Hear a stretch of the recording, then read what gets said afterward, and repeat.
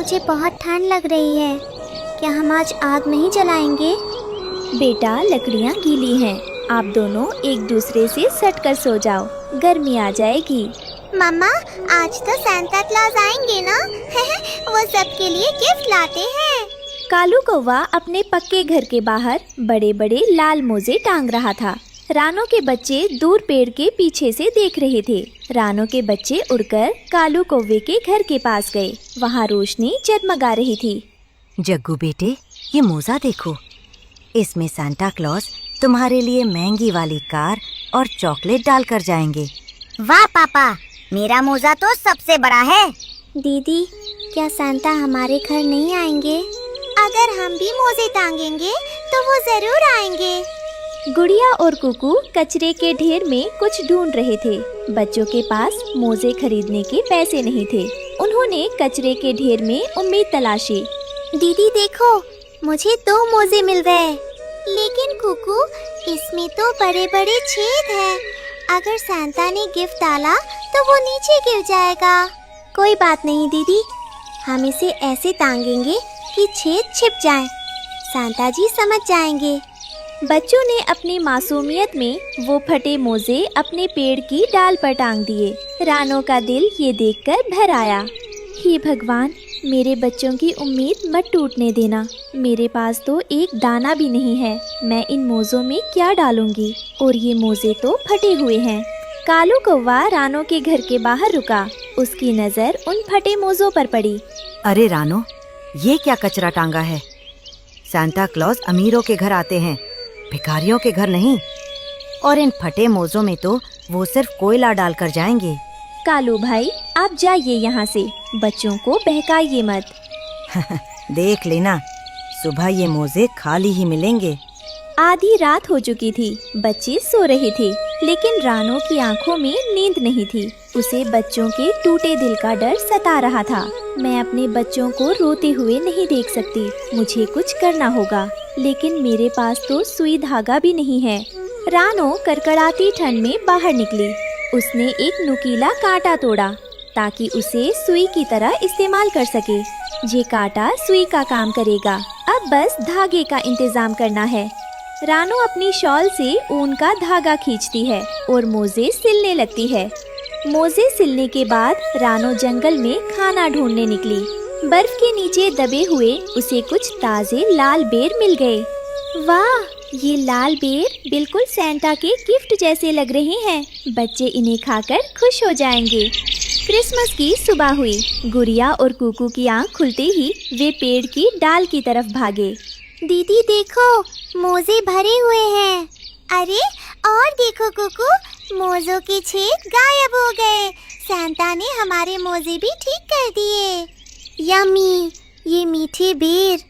Santa को पता था कि हमें खिलौने नहीं, भूख लगी है। दूसरी तरफ कालू के घर में महंगे खिलौने होने के बाद भी शांति नहीं थी। पापा, मुझे ये रिमोट वाली कार नहीं चाहिए। मुझे वो हवाई जहाज चाहिए था। सांता गंदे हैं।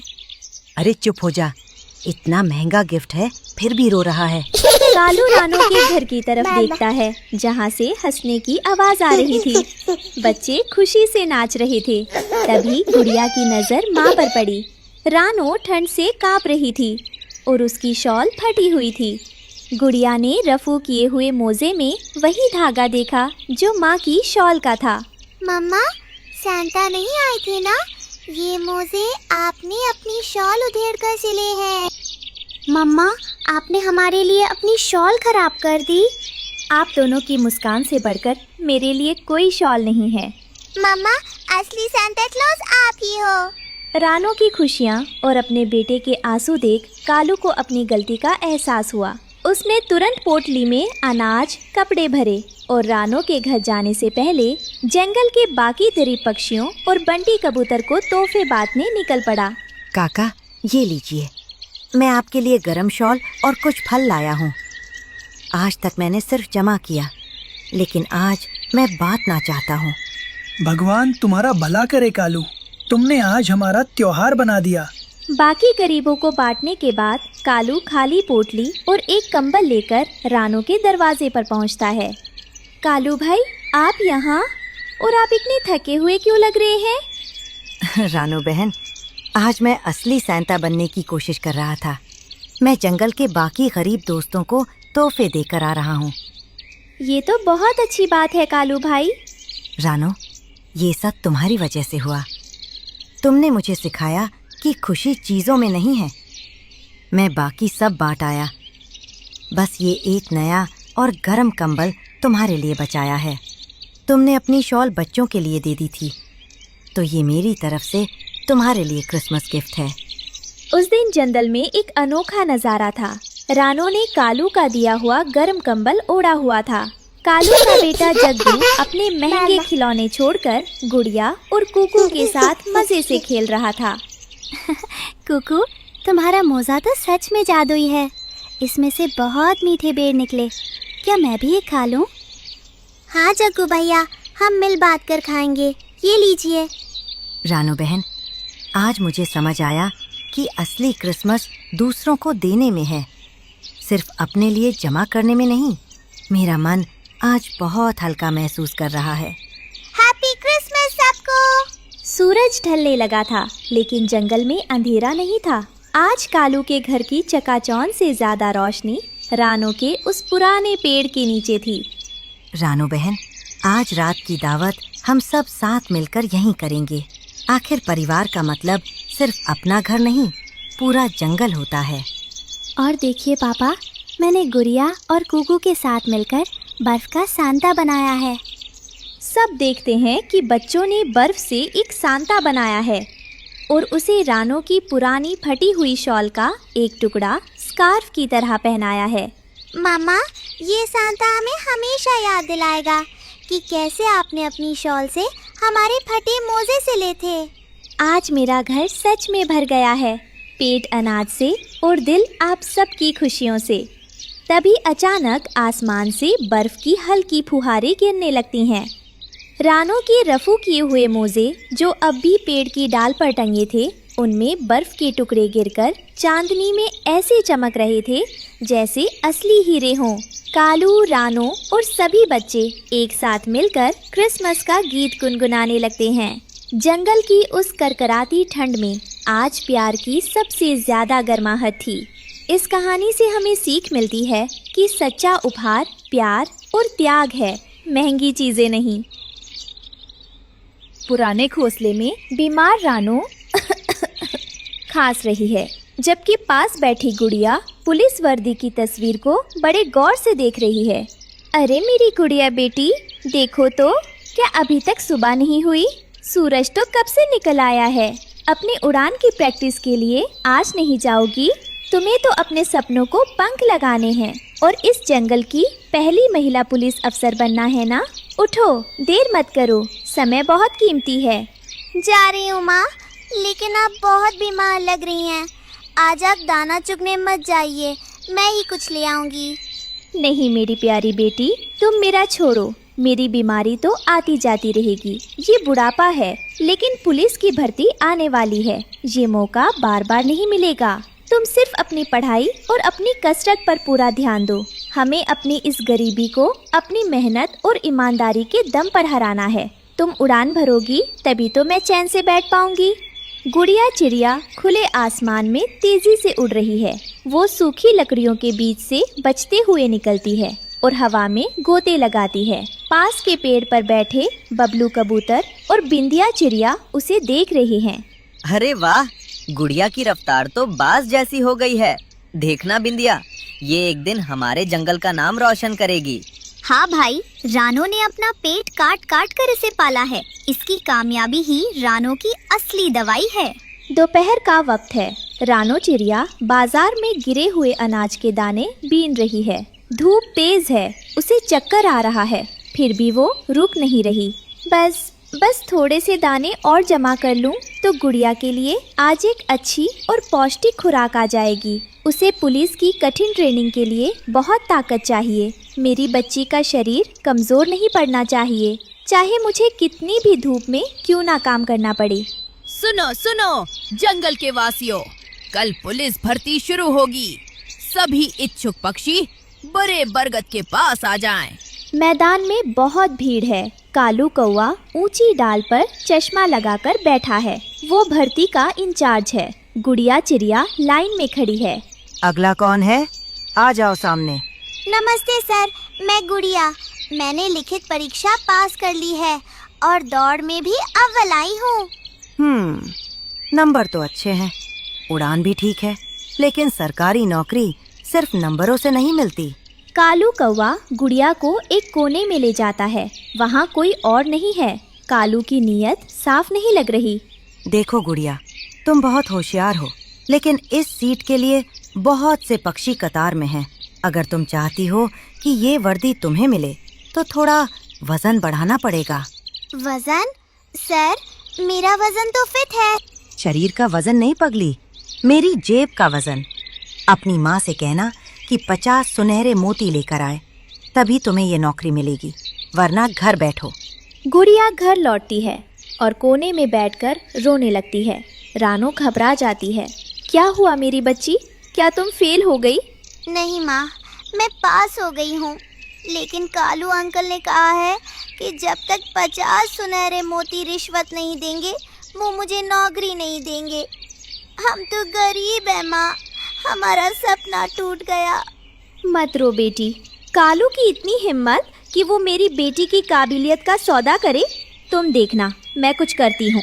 रानो चिड़िया कालू के घर के बाहर खड़ी है। अंदर कालू और गोरी कव्वी मजे से अंगूर खा रहे हैं। कालू भाई साहब, दरवाजा खोलिए, मैं रानो हूँ। क्यों आई हो रानो? क्या मोती ले आई हो? रानो हाथ जोड़कर खड़ी है। वो बहुत लाचार लग रही है। कालू भाई, आप तो जानते हैं मैं मजदूरी करती हूँ, मेरे पास मोती नहीं है। मेरी बेटी बहुत होनहार है, उसका हाथ मत मारिए। ईश्वर आपको देख रहा है। ईश्वर को छोड़ो और निकलो यहाँ से। बिना मोतियों के यहाँ परिंदा भी पर नहीं मार सकता। अगर तुम्हारी बेटी को नौकरी चाहिए तो अपना घोंसला बेच दो। सुना तुमने रानो? कल शाम तक मोती नहीं मिले तो नौकरी किसी और को दे दूंगा। अब जाओ। रानो नदी किनारे उदास बैठी थी। तभी वहाँ हरियाली तोती और हरिया तोता पानी पीने आते हैं। रानो को रोता देख वे रुक जाते हैं। रानो बहन, तुम इतनी रात गए यहाँ अकेली क्यों रो रही हो? क्या बताऊं हरियाली बहन, कालू कव्वा रिश्वत मांग रहा है। मेरे पास उसे देने के लिए कुछ नहीं है। मेरी बेटी की जिंदगी बर्बाद हो जाएगी। ये कालू बहुत दुष्ट हो गया है, लेकिन चिंता मत करो रानो, हम पत्रकार हैं, हम सच को सामने लाएंगे। हमारे पास एक योजना है।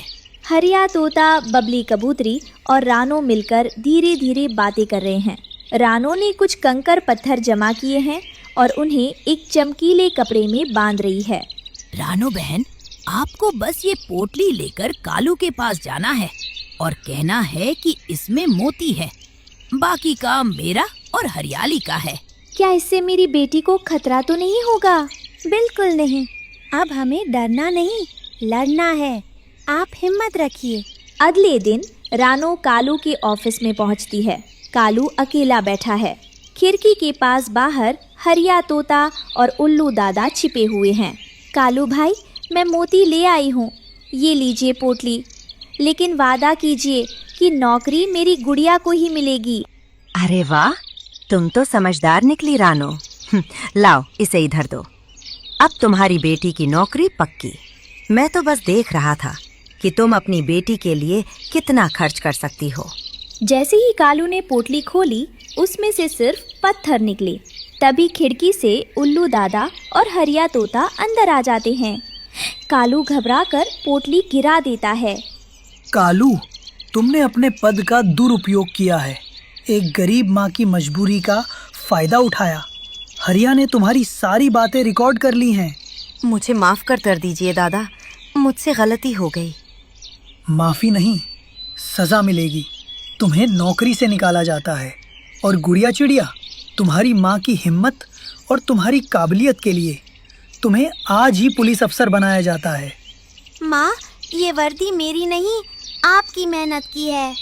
सच की हमेशा जीत होती है बेटी। हमें कहानी की शुरुआत एक अजीब रात से होती है। आसमान काला नहीं बल्कि लाल रंग का था। बूढ़ा उल्लू बाबा अपनी गुफा के बाहर के होकर नक्षत्र देख रहे थे। ऐसा संयोग 100 साल बाद बना है। सूरज देवता बहुत क्रोध में हैं। कल जंगल में अग्नि वर्षा होगी। जो फसल इस गर्मी को झेल गई वो सोना बन जाएगी, और जो नहीं झेल पाई वो राख हो जाएगी। तभी हवा का एक गर्म झोंका आया और पास रखे सूखे पत्ते जलकर राख हो गए। जंगल वालों को सावधान रहना होगा। कल की सुबह कोई साधारण सुबह नहीं होगी। इस साल जंगल में बहुत भीषण गर्मी पड़ रही थी। रानो चिड़िया और उसका पति टुन्नू चिड़ा पसीने में लथपथ होकर अपने खेत में मक्का के बीज बो रहे थे। हाँ रानो, धूप बहुत तेज है। मुझे डर है कि कहीं हमारी फसल जल ना जाए। हमारे पास तो सिंचाई के लिए पानी भी नहीं है। टुन्नू जी, आप इस तपते सूरज और सूखी मिट्टी को देखकर अपना दिल छोटा मत कीजिए। याद रखिए, धरती माँ कभी भी मेहनत करने वालों को भूखा नहीं सुलाती। अगर हमने इन बीजों को अपने पसीने से सींचा है तो ईश्वर भी हमारी मेहनत का मोल जरूर समझेंगे। हमारे बच्चों के भविष्य की नींव इन्हीं नन्हे बीजों में छिपी है। हिम्मत हारने से मुश्किलें कम नहीं होंगी, बल्कि संघर्ष करने से ही हमें सफलता का रास्ता मिलेगा।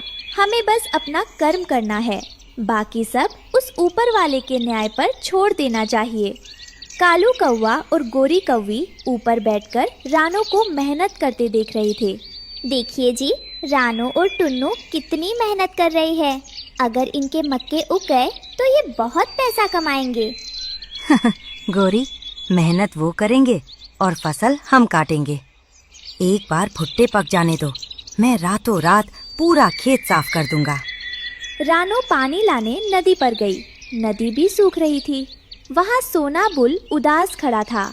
रानो बहन, गर्मी इतनी बढ़ गई है कि नदी का पानी भी खत्म हो रहा है।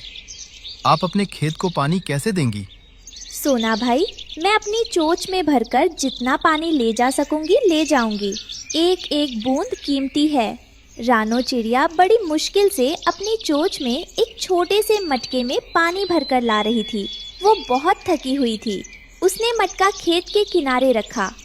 टुन्नू जी, ये आखिरी मटका पानी मिला है।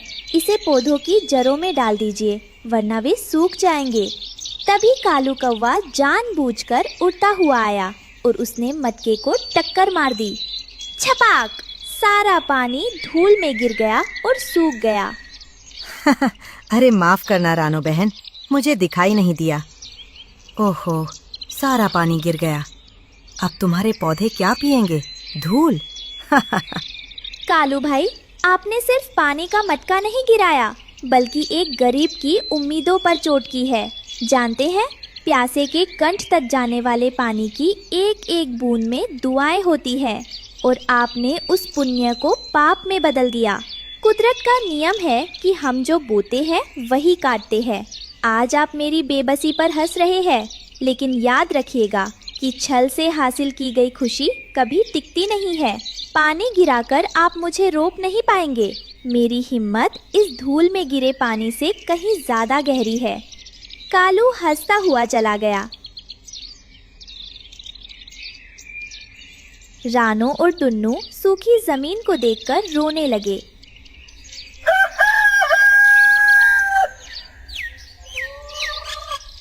कुछ हफ्तों बाद रानो की मेहनत रंग लाई। खेत में हरे भरे मक्के के पौधे उगाए थे, जिन पर मोटे मोटे भुट्टे लगे थे। रानो उन्हें देखकर खुश हो रही थी। देखिए टुन्नू जी, हमारे भुट्टे कितने अच्छे हुए हैं। बस अब इन्हें पकने की देर है, फिर हम इन्हें बाजार में बेचेंगे। अचानक मौसम बदल गया। सूरज आग बरसाने लगा। हवा गर्म तवे जैसी चलने लगी। तापमान इतना बढ़ गया कि पत्तियां मुरझाने लगी। जंगल के सभी जानवर गर्मी से बेहाल होकर अपने घरों में छिप गए। रानो और टुन्नू बहुत चिंतित थे। गर्मी कम होने का नाम नहीं ले रही थी। गुड़िया और कुकू गर्मी से रो रहे थे। माँ, मुझे बहुत गर्मी लग रही है। पंखा भी गर्म हवा दे रहा है। रानो, अगर कल तक बारिश नहीं हुई तो हमारे सारे मक्के खेत में ही सूख जाएंगे। हमारी सारी मेहनत बर्बाद हो जाएगी। ईश्वर हमारी परीक्षा ले रहे हैं। कालू कौवा अपने साथ कुछ खाली बोरे लेकर झाड़ियों में छिपा था। उसे गर्मी की परवाह नहीं थी, उसे बस चोरी करनी थी। आज रात बहुत गर्मी है, इसलिए रानू और टुन्नू खेत पर पहरा देने नहीं आएंगे। यही सही मौका है, मैं सारे भुट्टे चुरा लूंगा। देर रात कालू खेत में घुसा। गर्मी इतनी ज्यादा थी कि रात में भी जमीन जल रही थी। कालू ने जैसे ही एक मक्के को तोड़ने के लिए हाथ बढ़ाया, हाँ, अरे बाप रे, ये भुट्टा तो आग जैसा गर्म है। उई माँ, मेरे पंख चल रहे हैं। तभी एक चमत्कार हुआ। अत्यधिक गर्मी के कारण भुट्टे के अंदर के दाने फटने लगे। पॉप पॉप पट पट। देखते ही देखते मक्के के दाने फूटकर सफेद पॉपकॉर्न बनने लगे और हवा में उछलने लगे। कालू कौवा डर गया। चारों तरफ सफेद पॉपकॉर्न गिरने लगे। कालू को लगा कि आसमान से ओले या बर्फ गिर रही है। भागो भागो, ये तो जादू हो गया। आसमान से पत्थर गिर रहे हैं। रानू ने कोई जादू टोना कर दिया है। भूत भूत।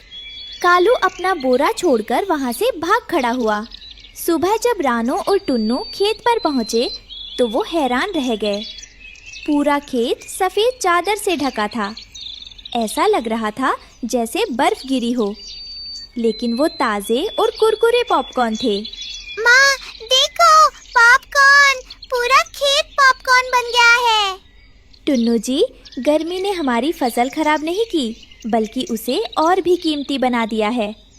ये भुट्टे नहीं, ये तो सोने के पॉपकॉर्न हैं। रानू ने बाजार में ताज़ा पॉपकॉर्न की दुकान लगाई। पूरे जंगल में पॉपकॉर्न की खुशबू फैल गई। शेर, हाथी और यहाँ तक कि कालू के बच्चे भी पॉपकॉर्न खाने आए। वाह रानू बहन, क्या स्वाद है। गर्मी में भी आपने कमाल कर दिया। काश मैंने चोरी की जगह रानू से दोस्ती की होती, तो आज मुझे भी पॉपकॉर्न मिलते। देखा टुन्नू जी, जिसे हम अपनी तबाही समझ रहे थे वही हमारे लिए वरदान बन गई। कुदरत का करिश्मा तो देखिए। सूरज की जिस आग ने हमें डराया था, उसी ने हमारी फसल को सोना बना दिया। ये सिर्फ पॉपकॉर्न नहीं है, ये हमारी मेहनत, हमारे आंसू और कभी ना टूटने वाली हिम्मत का इनाम है। आज मुझे समझ आया कि जब हम ईमानदारी से कोशिश करते हैं तो सारी कायनात हमारी मदद के लिए नए नए रास्ते खोल देती है।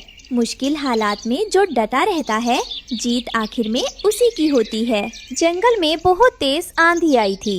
रानो चिड़िया और उसके पति टुन्नू का छोटा सा घोंसला जमीन पर गिरकर टूट चुका था। दोनों बहुत उदास बैठे थे। रानो, हमारी किस्मत ही खराब है। हम गरीब पक्षियों के पास ना तो मजबूत पेड़ है और ना ही अपना घर। अब हम कहाँ जाएंगे? टुन्नू जी, हिम्मत मत हारिए, घर तो फिर से बन जाएगा। हम फिर से तिनके जोड़ लेंगे। लेकिन सबसे बड़ी चिंता की बात यह है कि मैं अब अंडे देने वाली हूँ। अगर इस बार हमारे बच्चों को इस तरह के किसी हादसे या किसी शिकारी से कोई नुकसान हो गया तो मैं शायद ये सदमा बर्दाश्त नहीं कर पाऊंगी। मैं जी नहीं पाऊंगी। हमें इस बार कुछ बहुत ही सुरक्षित करना होगा। अभी रानो सोच ही रही थी कि तभी पड़ोस से रोने की आवाज़ें आने लगीं। रानो और टुन्नू उड़कर वहां पहुंचे। मेरा सब कुछ लुट गया। वो निर्दयी काला नाग मेरे सतरंगी अंडे खा गया। हम कुछ नहीं कर पाए। वो चुपके से आया और सब खत्म कर दिया। जंगल में खतरा हमारी सोच से कहीं ज्यादा है। हरियाली बहन, मैं आपके दर्द को महसूस कर सकती हूँ। अब मुझे सिर्फ अपने लिए ही नहीं, बल्कि अपने बच्चों के भविष्य के लिए कुछ अलग सोचना होगा। सिर्फ एक साधारण घोंसला अब काफी नहीं है। हमें इस बार किसी भी कीमत पर